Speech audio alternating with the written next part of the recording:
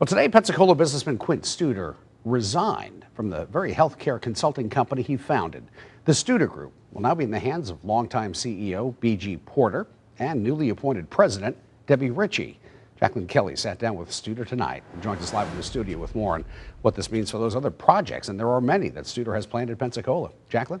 That's right, Bob. There were some concerns that those projects might be put on hold, most notably the downtown apartment and retail tower he's building at the former P&J site.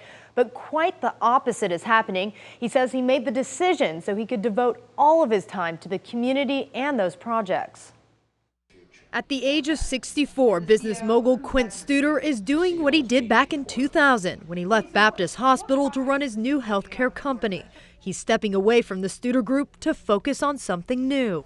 If you're the founder, you can't hang on to it so hard because you start suffocating it. You've got to let it grow.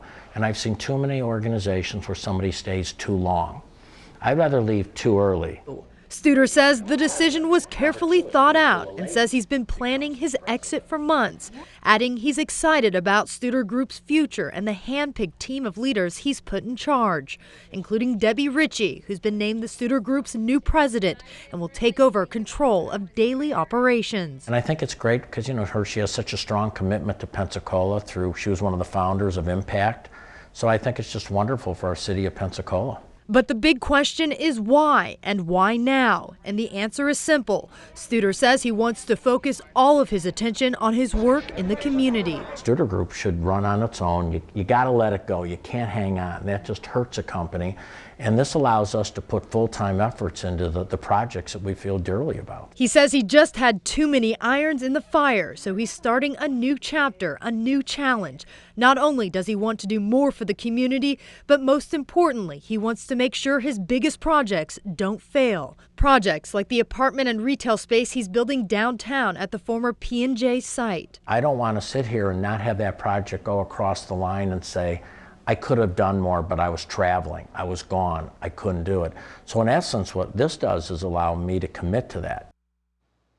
Studer says he plans to work with city officials to try and come up with a way to get a parking garage built next to that apartment tower. He's also got another project brewing, Be the Bulb, which is offering up a $50,000 in prize money for solutions to a local issue he's very passionate about. The fact that 1/3 of our kindergartners are not ready when they walk into the classroom for their first day of school. So, Bob, it's safe to say we can expect some great things from Studer in his new role. Jacqueline, thank you. Safe to say a lot of folks were worried with that announcement today. Studer, by the way, first coming to Pensacola back in 1996 as the Baptist Hospital president.